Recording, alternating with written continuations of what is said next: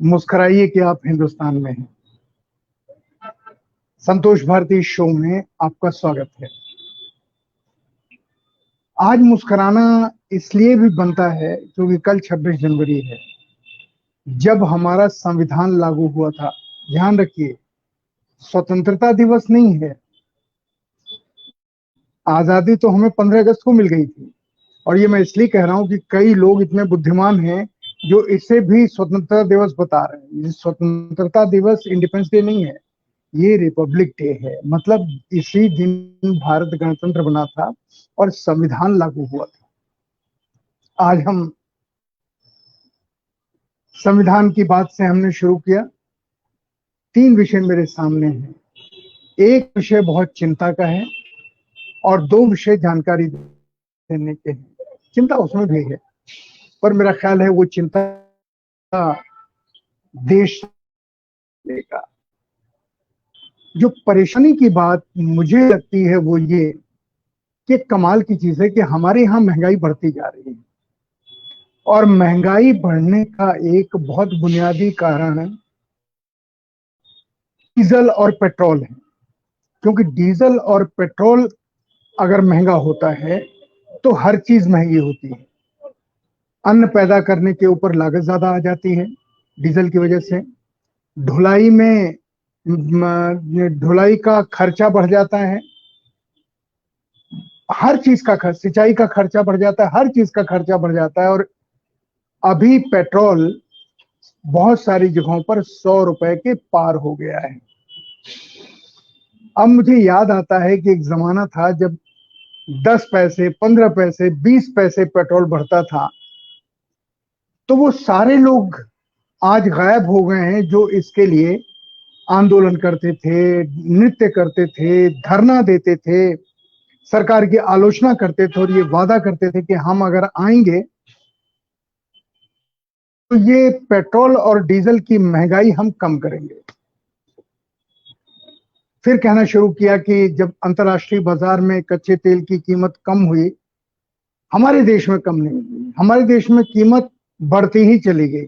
वो पैसा सरकार के काम आया, जनता के काम नहीं आया। मतलब इस देश की जनता उन सारे वादों को भूल गई जो सरकार में आने से पहले हमारे आज के दिशा निर्देशकों ने, सिद्धांत शास्त्रियों ने सरकार में, वो चाहे रक्षा मंत्री हों, चाहे हमारे विदेश मंत्री रहे हों, चाहे हमारे जो भी मंत्री हो, मैं प्रधानमंत्री जी का नाम नहीं लेता, लेकिन सब जितने भी हैं, चाहे हमारी कपड़ा मंत्री रही हों जो बहुत मुखर हैं, स्मृति ईरानी जी, इन सब ने देश के लोगों को विश्वास दिलाया था। और पेट्रोल के दाम बढ़ने पर, डीजल के दाम बढ़ने पर उन्होंने कहा था कि चूड़ियां मैं भेजूं क्या मनमोहन सिंह को।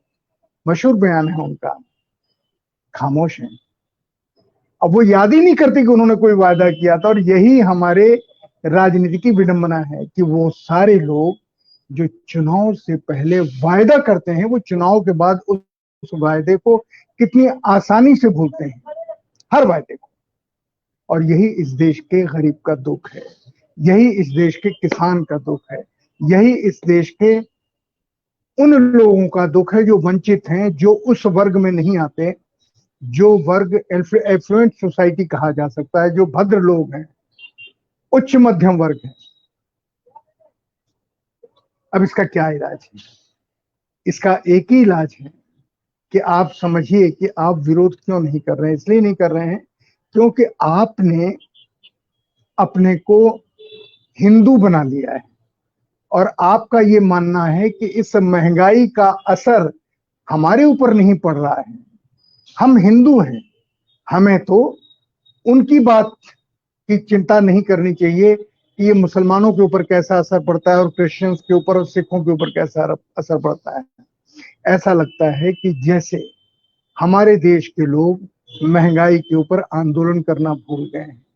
वो धर्म के चश्मे से इस महंगाई को देख रहे हैं। मतलब अगर हम कोई भी चीज कह देते हैं, वो हिंदू हो, मुसलमान हो, पाकिस्तान हो, खालिस्तान हो, इसके नाम पर हर चीज जायज है।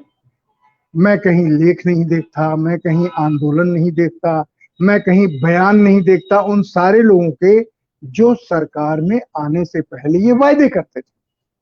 और उनके वायदे के ऊपर इस देश के लोगों ने भरोसा किया, और इतना भरोसा किया कि पिछले राजीव गांधी के बाद सबसे बड़ा बहुमत इस सरकार को दे दिया। वो बहुमत जो अटल जी को नहीं दिया, देवेगौड़ा जी को नहीं दिया, गुजराल साहब को नहीं दिया, मनमोहन सिंह को नहीं दिया, वो बहुमत प्रधानमंत्री नरेंद्र मोदी जी को दिया। किस चीज के ऊपर? इन्हीं वायदों के ऊपर कि हमारी जिंदगी थोड़ी खुशहाल होगी। लेकिन जितने लोग थे जो आंदोलन कर रहे थे, जो जुलूस निकाल रहे थे, जो वायदे कर रहे थे, जो बंद कर रहे थे, जो कुछ भी बोल रहे थे, इस समय खामोश है। तो इस महंगाई के ऊपर आवाज न उठाना, और ये महंगाई सिर्फ पेट्रोल की नहीं है। पेट्रोल हमारे देश में नहीं पैदा होता, लेकिन पेट्रोल का व्यापार हमारे देश की सरकारी कंपनियां करती थी, अब वो प्राइवेट कंपनियों के हाथ में आ गया है, जिसमें सबसे बड़े तो मुकेश अंबानी जी हैं।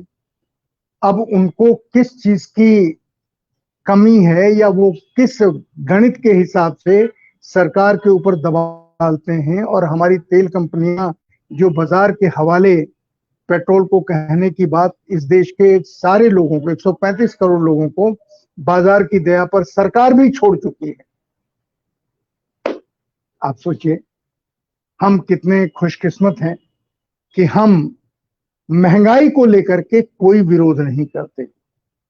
हम उन सवालों का आज भी समर्थन करते हैं, और उन सवालों का आज भी विरोध करते हैं जिनका रिश्ता लोगों की जिंदगी से, उनकी दाल से, रोटी से, उनके सपने से, उनकी नौकरी से नहीं है। बस हम एक काम नहीं करते, हम उन वायदों की याद नहीं करते जिन वायदों को लेकर के हमें कहा गया था कि हम जब आएंगे इस देश को स्वर्ग बना देंगे। और अब हम हर चीज में अमूर्त सवालों को फिर से सामने लाने की कोशिश कर रहे हैं। और हम जो सोचने समझने लोग हैं, जो पत्रकार हैं, जो लेखक हैं, कवि हैं, नाटककार हैं, और राजनीति में लोग, और खासकर विरोधी पक्ष के लोग, एक बार भी इस सवाल को नहीं उठाते। ऐसा लगता है जैसे देश में एक ऐसा गठजोड़ बन गया है जो महंगाई के खिलाफ लोगों को निराश करने में अपनी सारी क्षमता लगा रहा है। महंगाई का सवाल इसलिए मैंने आपसे कहा कि देश के कई हिस्सों में 100 रुपए से ज्यादा पेट्रोल की कीमत हो गई है, क्योंकि हर शहर में अलग अलग होती है। श्रीगंगानगर की खबर है राजस्थान में कि वहां 100 रुपए से ज्यादा पेट्रोल की कीमत है। आज वहां है, कल हमारे यहां भी होगी, दिल्ली में होगी, मुंबई में होगी, कलकत्ता में होगी, सारे देश में होगी, क्योंकि इसको बंद कम करने की या इसे रोकने की कोई मांग देश की है नहीं। और जब सरकार से मांग न करो, सरकार बाजार के नजरिए से देश के लोगों की समस्याओं को देखती है। अब बाजार के नजरिए से देश की समस्याओं को देखने का सबसे बड़ा उदाहरण हमारे सामने देश का किसान आंदोलन है। किसान आंदोलन जिसके मांग, जिन कानूनों को बदलने की मांग केंद्र सरकार से कर रहे हैं, और वो कह रहे हैं कि आपने हमसे नहीं पूछा। सरकार कह रही है हम क्यों पूछें, हमें मालूम है किसान की समस्या क्या है, हमें मालूम है देश की समस्या क्या है, हमें मालूम है बेरोजगारी की समस्या का क्या है, हमें मालूम है महंगाई क्या है। आप क्यों आवाज उठाते हैं? हम जैसी योजना बनाते हैं उसके ऊपर आप अमल कीजिए, आवाज मत निकालिए। किसानों ने आवाज निकाली। किसान पिछले 61 दिनों से दिल्ली में जमे हुए हैं। सर्दी है, पाला है, जो टेम्परेचर है वो 3 डिग्री और 4 डिग्री पे पहुंच गया है। कड़ाके की सर्द हवाएं चल रही हैं, लोग मर रहे हैं इस सर्दी की वजह से। कम से कम 70 लोगों की तो जान जा चुकी है किसान आंदोलन में इसी वजह से। लेकिन वो फिर भी बारिश में बैठे हैं, कीचड़ में बैठे हैं, हवा सह रहे हैं, उनके पास इलाज के साधन नहीं है। जो स्वयंसेवी डॉक्टर उनका इलाज करने के लिए आ जाते हैं, दवाएं भेजते हैं, उसके ऊपर उनका जीवन चल रहा है। लेकिन वो कह रहे हैं कि हम अपनी जान दे देंगे लेकिन अपनी मांग से पीछे नहीं हटेंगे। मांग क्या है उनकी? सरकार कहती है कि तीनों कृषि कानून जो हमने आपके लिए संसद में पास कराए वो आपके हित में है। किसान पूछते हैं कैसे हित में है, सरकार जवाब नहीं देती। वो पूछते हैं, सरकार कहती है और सरकार के मुखिया से लेकर सभी लोग कि आप मूर्ख हैं, आप में समझ नहीं है, आप समझ ही नहीं रहे हैं हम आपका कैसे फायदा कर रहे हैं, इसको समझने की कोशिश कीजिए।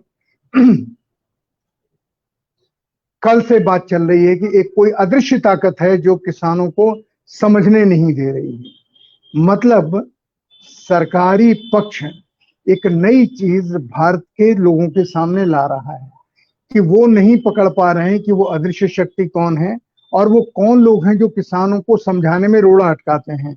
सारे टीवी चैनल, न्यूज चैनल आपके पास हैं, दूरदर्शन आपके पास है, प्रेस इंफॉर्मेशन ब्यूरो आपके पास है, पूरा सूचना तंत्र आपके पास है, लेकिन आप कह रहे हैं कि लोग हमारी बात नहीं सुन रहे हैं, इसे लोग समझने नहीं दे रहे हैं, उन्हें भड़का रहे हैं। कौन भड़का रहा है?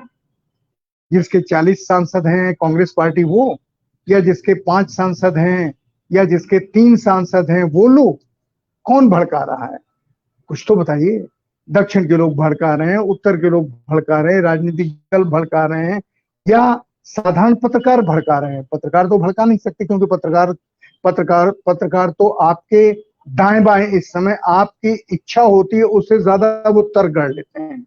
आज के समाचार चैनलों को देख लीजिए, जितने भी टेलीविजन न्यूज चैनल्स हैं, सरकार कहती कम है, इशारा देती है, और हमारे टेलीविजन के news editors, anchors, editorial staff उसके पक्ष में तर्क गढ़ने में अपनी सारी क्षमता लगा देता है, शक्ति लगा देता है।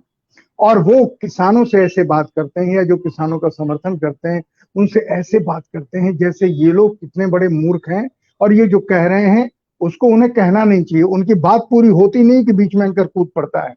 और दूसरी तरफ जो किसानों के विरोधी तर्क देने वाले, चाहे विशेषज्ञ हों, चाहे राजनीतिक दलों के लोग हों, चाहे प्रवक्ता हों, वो जहां कमजोर पड़े वहां एंकर कूद पड़ते हैं। इसलिए कि कहीं ये जो सामने किसानों का विरोध कर रहा है उसकी समझ में अगर नहीं आ रहा है तो अपनी समझ दिखाने के लिए, अपनी बुद्धिमानी दिखाने के लिए वो उनके पक्ष में नए नए तर्क देते हैं और उन्हें सूत्र देते हैं, जिसको कहते हैं ना प्रॉम्प्टिंग करते हैं, उन्हें इशारा देते हैं, इस बात को इस तरीके से कहो। और ये देख देख के लगता है कि हम सचमुच हिंदुस्तान में हैं, तो चाहे सही मुस्कुराइए या व्यंग से मुस्कुराइए। अपने देश के मीडिया का ये हाल देख करके मीडिया में पहली बार एक कमाल हुआ कि न्यूज चैनल्स को अपनी त्वरा से, अपनी जिजीविषा से, अपनी समझ से सोशल मीडिया ने दबा दिया। जिस चीज को न्यूज चैनल्स ने घुमाने की, भटकाने की, एक झूठ के लपेटे में लोगों के सामने परोसने की कोशिश की, उसे सोशल मीडिया ने तार तार कर दिया, धार एकदम उसका छिद्रान्वेषण कर दिया, डिसेक्शन कर दिया, पोस्टमार्टम कर दिया, और लोगों को बता दिया कि ये जो लोग बैठे हुए हैं ये आपके हितों के खिलाफ हैं, ये ताकतवर के साथ हैं, ये उनके साथ हैं जो आपको दबाना चाहते हैं, चाहे वो पैसे वाले हों, चाहे वो सरकार में बैठे हुए मंत्री। और बिल्कुल सही मौके पर इंटरव्यू लेते हैं। अब आज कृषि मंत्री का इंटरव्यू चल रहा है एक चैनल पर, और देखिए वो कितनी बुद्धिमानी की बात कर रहे हैं। लग रहा है जैसे सारे देश में सरकार के कुछ मंत्री ही बुद्धिमान हैं, लेकिन मैं आपको ये बताऊं कि उनकी दिक्कत ये है कि उनके पक्ष में कोई दूसरा मंत्री अभी खड़ा नहीं हो रहा है। इससे ये संकेत मिलता है कि भारत की सत्तारूढ़ पार्टी में भी एक मत के इन किसानों को लेकर के नहीं है, और वो किसानों के इस गुस्से से डर रहे हैं। एक तरफ एक पक्ष है सरकार में या सत्तारूढ़ पार्टी में जो कहता है कि जो सरकार कर रही है वो सही, लेकिन दूसरा एक बड़ा पक्ष और भी है जो कहता है कि जो हो रहा है वो सही नहीं हो रहा है, वो गलत हो रहा है। और सुनने में ये आया है कि आपस में भी मंत्रिमंडल के बीच में इस चीज को लेकर के काफी चिंता है, किसानों के इस आंदोलन को लेकर के। उन्हें अपने चुनाव हारने जीतने की चिंता नहीं है, उन्हें चिंता इस बात की है कि हम जब जाएंगे तो किसानों से आंख कैसे मिलाएंगे, क्योंकि हम जा नहीं पा रहे हैं अपने चुनाव क्षेत्र में, और जहां जा रहे हैं वहां लोग सवाल पूछ रहे हैं। अब उन्होंने जिन को खड़ा किया था, आज हमारे वरिष्ठ पत्रकार एनके सिंह साहब बता रहे थे कि सिर्फ 20 दिन पहले रजिस्ट्रेशन किया हुआ किसान संगठन के नाम पर एक संस्था 1 घंटा आकर के कृषि मंत्री से बात कर रही है और कह रही कि हम आपका समर्थन कर रहे हैं। वो कहाँ रजिस्टर हुई? जाहिर है कृषि मंत्रालय में ही कोई किसी ने बैकडेट में रजिस्टर किया होगा, पर सवाल ये है कि 20 दिन से पहले उसका नाम किसी ने नहीं सुना था। अब मैं सरकार से सिर्फ ये कहता हूं कि आप ये सारी चीजों को बढ़ावा क्यों देते हैं। मैं जानता हूं पार्टी में बहुत सारे ऐसे लोग होते हैं जो ये कहते हैं कि हम इसको हैंडल कर लेंगे, हम इसको मैनेज कर लेंगे। ये हैंडल करना और मैनेज करना, ये भाषा मैनेजमेंट की भाषा है, जो भाषा राजनीति में नहीं चलती। राजनीति में तो या तो आप एमएलए को खरीदते हैं, एमपी को खरीदते हैं, या उसे नहीं खरीदते हैं। और इसीलिए कुछ लोग ये कह रहे हैं कि अगर ये किसान नहीं होते, विधायक होते, तो अब तक ये बिक गए होते। माफ कीजिएगा सारे विधायकों से मैं क्षमा मांगता हूं, लेकिन ये सारे देश में चर्चा चल रही है कि ये किसान हैं, इसलिए अपनी मौत को सामने देख करके, अपने दर्द तकलीफ जिंदगी को सामने देख करके ये सौदा नहीं कर रहे हैं। ये सिर्फ कह रहे हैं कि हम पहले दिन से दो ही मांग कर रहे हैं कि ये तीनों कानूनों को आप बदलिए, वापस कीजिए, रिपील कीजिए और नए कानून बनाइए, हमसे बातचीत करके बनाइए।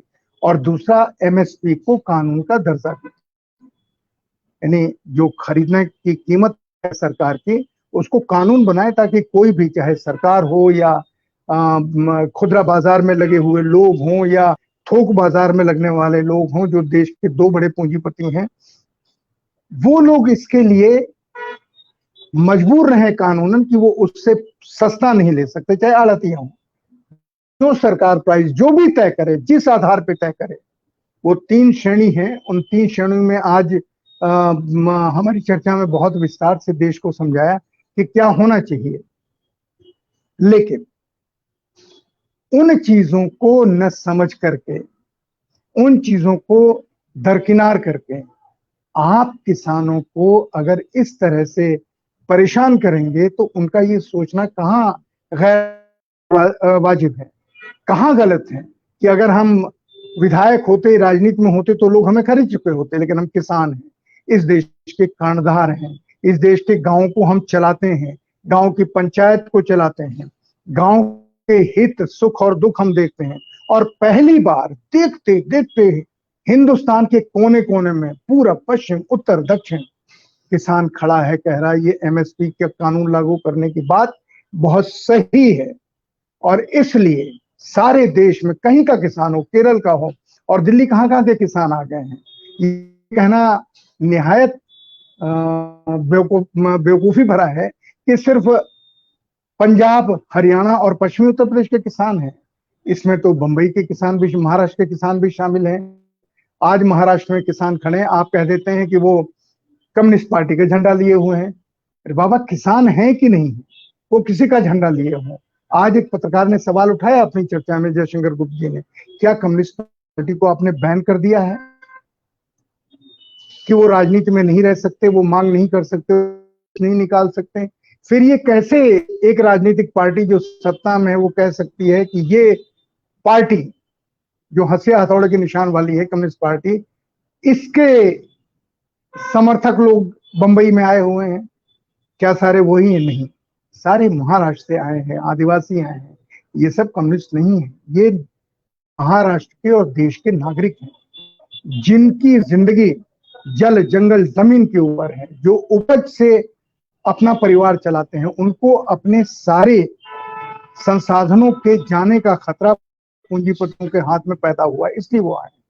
और दिल्ली में जो किसान हैं, बंगाल के किसान उसमें, दिल्ली में जो किसान बैठे हैं उसमें उड़ीसा के किसान हैं, उसमें कर्नाटक के किसान हैं, उसमें केरला के किसान हैं, तमिलनाडु के किसान हैं, सब उसमें बैठे हुए हैं। और फिर उत्तर प्रदेश, हरियाणा, पंजाब के तो ही, बल्कि बिहार के भी आ गए हैं, आज मुझे पता चला। क्योंकि बिहार के किसानों ने आज दिन भर टेलीविजन पर जो बयान दिया, लोग समझे कि वो चूंकि वहां पे एमएसपी नहीं है और वहां मंडियां खत्म कर दी गई हैं, तो ऐसा लगता है कि वहां के लोग इस बात को समझेंगे नहीं। आज मैं कई चैनल्स पे देख रहा था, लोग गांव जा रहे थे बिहार के और पूछ रहे थे, वो साफ कह रहे थे एमएसपी लागू होनी चाहिए, ये तीनों कानून किसान विरोधी हैं। बिहार के किसान कह रहे थे। तो ये मांग राजनीतिक मांग नहीं है, ये जीवन से जुड़ी हुई मांग है, ये जिंदगी से जुड़ी हुई मांग है, ये गांव की अर्थव्यवस्था की मांग है। गांधी जी ने कहा था ग्राम स्वराज्य, और ग्राम स्वराज्य तभी हो सकता है अगर गांधी को मानते हैं। तो नहीं मानते हैं, आजकल तो गांधी जी का किसी और का नाम चल रहा है और वो ज्यादा तेजी से चलाने की कोशिश हो रही है।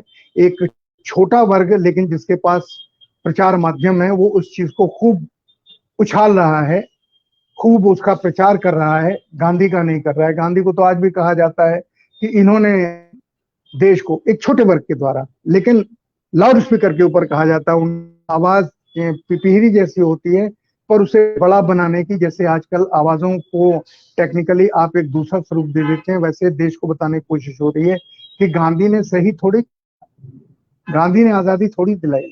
आजादी तो इन्होंने इन्होंने इन्होंने दिखाई। वो आजादी के लिए लड़ने वाले, मरने वाले, शहीद होने वाले, लाठी खाने वाले, अपनी जवानी जेलों में गुजारने वाले, उनमें भी इन्होंने बंटवारा कर दिया।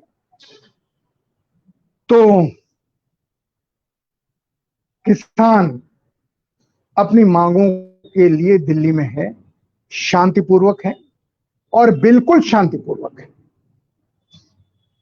वहां पर कहीं चर्चा नहीं है, बल्कि लोगों को शक ये है, बहुत सारे लोगों को, कि जिस तरीके से सरकार में बैठे लोग, अदृश्य शक्ति, कोई ताकत जो भड़का सकती है, और टेलीविजन चैनल जो दिल्ली के लोगों को डरा रहे हैं कि आप संभल के रहिए, अगर ये आ गए, यहीं बैठ गए तो क्या होगा, सारी सड़कें रुक जाएंगी, आपका सारा सिविक सिस्टम खराब हो जाएगा, आदि आदि इस तरीके की बातचीत न्यूज चैनल देश के लोगों को डराने के लिए कह रहे हैं। क्यों डरा रहे हैं? शायद इसलिए डरा रहे हैं कि कहीं पर कुछ ऐसा है जो अनहोनी में बदल सकता है, और इन्हें मालूम है, इन्हीं के गैंग के मुखिया, पत्रकारों के देशद्रोही गैंग के मुखिया को जब पुलवामा की खबर के ऊपर जश्न मनाने का उसका दिल कर सकता है, और जब उस बालाकोट के ऊपर एयर स्ट्राइक की खबर दी जा सकती है, जो कि, और उसको अभी तक देशद्रोह का मुकदमा किसी के ऊपर नहीं दर्ज हुआ, बाकी कोई होता तो बेचारे बच्चे नारे लगाते हैं यूनिवर्सिटी में, आप उन्हें देशद्रोह के आरोप में जेल भेज देते हैं। यूनिवर्सिटी को आप देशद्रोही यूनिवर्सिटी कह देते हैं, वो कोई भी यूनिवर्सिटी हो, आप उसे देशद्रोही कह देते हैं। लेकिन जो सीधे सीधे पकड़ में आया, जिसके व्हाट्सएप चैट पकड़ में आए 50 पेज या 500 पेज के, वो आपके फैसले के ऊपर छोड़ देता हूं। लेकिन जिसने विस्तार से सारी चीजें सब जगह लीक की, उसके ऊपर सरकार कोई नहीं कुछ कर रही है, और जो लोग उनके साथ उनके चैनल के प्रचार में खड़े रहते थे, वो लोग खामोश हैं। खुद हमारे देश के एक बड़े नेता ने उस चैनल का प्रचार जम के किया कि यही तो एक चैनल है जिसने चैलेंज लिया था और जिसने उस चैलेंज को निभाया, और जिन्होंने एक्टिंग करके बताई कि इतनी बड़ी विंडो ये खोल देते हैं और इतने गेस्ट को बैठा लेते हैं, तो इनके सामने भी चिंता होती है, लेकिन सारे गेस्ट को हैंडल करते हैं। अब वो भी खामोश हैं, सब खामोश हैं। मैं सवाल सिर्फ इसलिए उठा रहा हूं कि किसानों के सवाल को लेकर के जो व्यक्ति संवेदनशील नहीं है, वो देशद्रोही है। किसानों के सवालों को लेकर जो कुतर्क कर रहा है, वो अपराधी है, देश का अपराधी है। मुझे कहने की इजाजत दीजिए कि वो राष्ट्रद्रोही है। वो राष्ट्र के सम्मान के साथ खिलवाड़ कर रहा है, क्योंकि वो उनका विरोध कर रहा है जो इस देश में या सारी दुनिया में खाना खिलाते हैं, अन्न देते हैं। और आपको ये तथ्य आज पता चला होगा, हमारे यहाँ दिन में जब हमारे साथ 3 वरिष्ठ पत्रकार थे, तो आपको ये पता चला होगा कि जितना अन्न हमें चाहिए उससे 1.25 गुना ज्यादा किसानों ने पैदा कर दिया है। जब हम और आप बात कर रहे हैं, 1.25 गुना ज्यादा अन्न जितनी देश की आवश्यकता है उससे ज्यादा पैदा कर दिया है। और आपने होर्डिंग के ऊपर कोई रोक नहीं लगाई है। आपने कहा है जो जितना चाहे इकट्ठा कर सकता है, सरकार अब सवाल नहीं करे, क्योंकि एंटी होर्डिंग कानून आपने खत्म कर दिया है। तो जो पूंजीपति बड़े बड़े साइलोस बना रहे हैं, बड़े बड़े ताप नियंत्रित गोडाउन बना रहे हैं, वो अगर इस सारी चीज को योजना बना करके विदेशी मल्टीनेशनल्स के पैसे से किसानों का सामान खरीद लेते हैं, खासकर फसल को, और उसे अपने कब्जे में कर लेते हैं, और जब स्कैरसिटी हो तब निकालें या न निकालें, भाव बढ़ाएं, उसके ऊपर अब सरकार का कोई नियंत्रण नहीं, क्योंकि इस कानून को खुद सरकार ने खत्म किया है। और हमारा महान सुप्रीम कोर्ट इन सारी चीजों पे खामोश है, कह रहा है हम इस नहीं बोलेंगे। मत बोलिए, क्योंकि आपको अन्न की महत्ता नहीं मालूम है। जिन्हें अन्न की महत्ता मालूम है, जिन्होंने गरीबी का दर्द देखा है, जिन्होंने गरीब होते हुए भी देश के लिए अपनी जान दी है, वो लोग इसका मतलब समझते हैं। और जिस एक चीज को जो सबसे खतरनाक चीज है वो ये है कि किसान अब खुल के कहने लगा है कि हमारे ही बेटे तो सेना में हैं, हमारे ही बेटे तो फौज में। क्या इस मतलब सरकार को समझ में नहीं आ रहा है, या सरकार जानबूझ करके इस वाक्य को अनदेखा कर रही है? तो किसानों के इस दर्द को सरकार कब समझेगी पता नहीं, लेकिन हाँ, कल की 26 जनवरी है, ये हम सबके लिए ऐतिहासिक दिन इसलिए है कि हमारे पास राफेल आ गया है। हमारे पास हालांकि हैं 5 या 6 राफेल, लेकिन हमारी देश की सुरक्षा उस राफेल से ही होगी। और ये बहुत अच्छी चीज है कि पूरा देश अपनी सुरक्षा के लिए 5 राफेल पर निर्भर है। अब एक देश है कतर, उस देश के पास 28 राफेल हैं। वो तो शोर नहीं कर रहा है, लेकिन हम शोर कर रहे हैं, और हम सबको आंखें दिखा रहे हैं।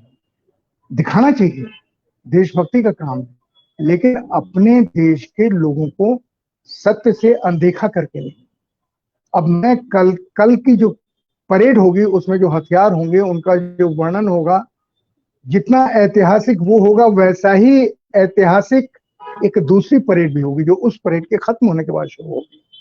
पुलिस कह रही है 12 बजे वो खत्म हो जाएगा, गणतंत्र दिवस का समारोह।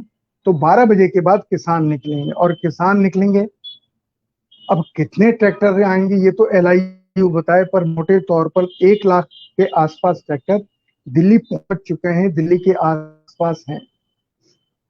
उन एक ट्रैक्टर के ऊपर पहले था कि 5 लोग बैठ के चलेंगे, अब हुआ कि 3 लोग बैठेंगे। तो अगर 1 लाख ट्रैक्टर हैं और 3 का गुणा करें तो 3 लाख लोग तो दिल्ली की सड़कों पर हैं और ट्रैक्टर हैं। और ऐसे लोगों के पास ट्रैक्टर है जो शुद्ध किसान हैं, औरतें हैं जो ट्रैक्टर चला करके दिल्ली आई हैं। ट्रैक्टरों का जुलूस निकलेगा। आज किसान नेताओं से पूछा हमारे सुनामधन्य पत्रकारों ने, ताकि वो उनको घेर सकें। उन्होंने कहा कि आपकी मांग क्या है, आप कल क्या संदेश देना चाहते हैं? तो उन्होंने बहुत विनम्रता से कहा, उन्होंने कहा बहन जी, महिला एंकर थे, उनसे कहा, तेज एंकर, उनसे कहा बहन जी, हम कोई मांग रखने नहीं आ रहे हैं। क्योंकि 26 जनवरी हमारे आंदोलन के बीच में आ गई थी, तो हम कि हम भी 26 जनवरी को दिल्ली में थोड़ा अपनी परेड दिखा दें। किसान उसे देखना चाहते हैं, किसान परेड में शामिल होना चाहते हैं। आप परेड में शामिल नहीं होने देंगे, तो हम दिल्ली में आउटर रिंग रोड, या एक किसान संगठन अड़ा हुआ है कि वो इनर रिंग रोड पर भी अपने ट्रैक्टर लेके जाएगा, और उसका कहना है कि हम तो रिंग रोड की बात कर रहे हैं, हम आउटर इनर की नहीं कर रहे हैं। बहरहाल ये समझ की बात है, मेरा ख्याल है आज अभी शायद तक किसानों में आपस में बातचीत हो जाएगी और उस संगठन को समझा दिया जाए। किसान ये वो जो मैं जिनकी बात कर रहा था, युद्धवीर सिंह, उन्होंने कहा, किसान नेता, उन्होंने कहा हम तो अपनी मांग पर डटे हैं। मांग क्या है? तीनों कानूनों को रद्द करो और एमएसपी को लेके, मिनिमम सपोर्ट प्राइस को लेकर के आप नया कानून बनाओ, उसे कानूनी जामा दो। ये लिखित विखित में नहीं चलेगा, क्योंकि बहुत सारे वादे हुए हैं जो पूरे नहीं हुए। तो उन्होंने कहा कि मांगों पे तो हम कायम हैं, लेकिन कल हम जिंदाबाद भारत का करेंगे, उसका झंडा लेकर के दिल्ली की सड़कों पे घूमेंगे और दिल्ली वालों को बताएंगे। और दूसरी तरफ मैंने सुबह 12 बजे आपसे ये जानकारी दी थी आपको कि दिल्ली में भी लोग इन किसानों का स्वागत करने के लिए तैयारी कर रहे हैं। वो खबर पुष्टि उसकी हुई है कि हाँ, दिल्ली के बहुत सारे लोग इन किसानों का स्वागत करने के लिए अपने अपनी तरह से सिंबॉलिक तैयारी कर रहे हैं। तो किसान सड़कों पर आएगा, जुलूस निकालेगा, पर ये जो किसानों से जो डराने की कवायद चल रही है, उस कवायद को मुझे नहीं लगता कि पुलिस दूर कर पाएगी। खूब आकाश से पहरा, जमीन पर पहरा, दाएं पहरा, पीछे पहरा, दिल्ली पुलिस बहुत चौकस है। बिल्कुल चौकस हो भैया, लेकिन किसानों की बात भी तो मानो। किसान कह रहे हैं कि ये हम कंट्रोल करेंगे, आप खाली वहां पे जंप करो जहां हम आपको बुलाएं, क्योंकि हमें मालूम है कौन किसान है, कौन घुसपैठिया है। और अब तक उन्होंने कहा कि 20 बार हम पकड़ करके ऐसे लोगों को पुलिस को सौंप चुके हैं जिनके ऊपर हमें संदेह था कि वो हमारे आंदोलन में घुसपैठ करना चाहते हैं, उसे बिगाड़ना चाहते हैं। पुलिस ने तो उसका कोई जवाब नहीं दिया कि ये जो 20 बार लोग पकड़े गए हैं, करीब 150 के आसपास, इन लोगों के ऊपर पुलिस ने कार्रवाई क्या की, इसकी सच्चाई क्या है, ये तो पता होना चाहिए ना। नहीं, किसानों ने पकड़ के दे दिया। उन्होंने उसको एक झापड़ तक नहीं लगाया, जबकि गांव में ऐसा कोई पकड़ा जाता है तो उसे लोग थूर देते हैं, और थूर करके बहुतों के तो ऐसी हालत हो जाती है कि फिर वो चलने लायक नहीं रहते हैं। लेकिन किसानों ने अपने धरने में ये नहीं किया, चाहे जो लोग उनके यहाँ गए हैं, उन्होंने पकड़ा और पुलिस को दे दिया। अब पुलिस उन्हें लेकर के क्या कर रही है, क्या नहीं कर रही है, कोई क्लियर की नहीं की, हमें नहीं पता। तो यहाँ पर समझ में ये आता है कि कल 26 जनवरी शांतिपूर्ण बीतेगी, बिल्कुल शांतिपूर्ण बीतेगी। मुझे पूरा भरोसा है कि शांतिपूर्ण बीतेगी, और किसान उसे करके पुलिस को दे देंगे, जैसे उन्होंने अब तक शैतानी लोगों को पकड़ा है और पुलिस को दिया है। अब उसके बाद उनका क्या होगा मुझे नहीं पता, क्योंकि पुलिस ने अभी तक तो नहीं बताया उसने क्या किया। उसने कल ये भी नहीं कहा कि अगर किसान हमें उन लोगों को सौंपेंगे तो हम उनके साथ क्या करेंगे।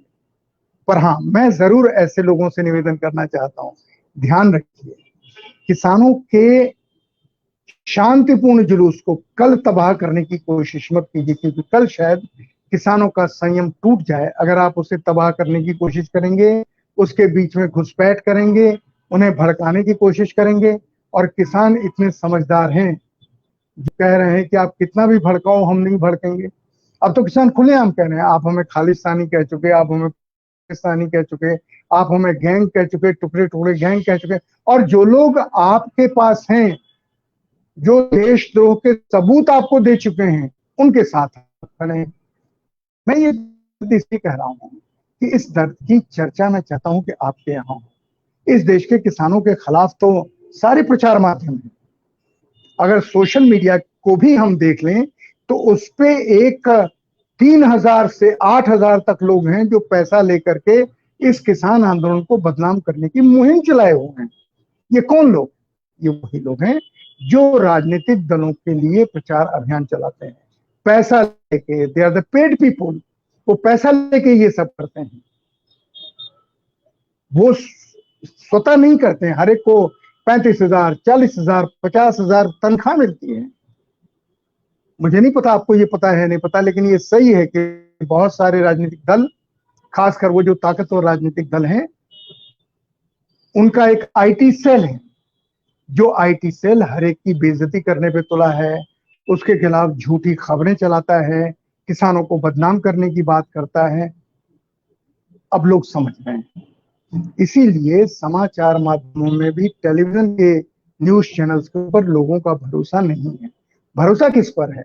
उन्हीं लोगों पर है जो सोशल मीडिया में खड़े होकर के जाड़े में, पाले में, पैदल चल करके किसी भी तरीके से किसानों से बातचीत कर रहे हैं और उनके उस संघर्ष को, उनके उस उत्साह को, उनके उस सपने को दिखा रहे हैं जो वो लोग देख रहे हैं। दिल्ली आने वाली हर सड़क ट्रैक्टरों से भरी है, लोगों से भरी है, लोग अपने अपने साधनों से आ रहे हैं।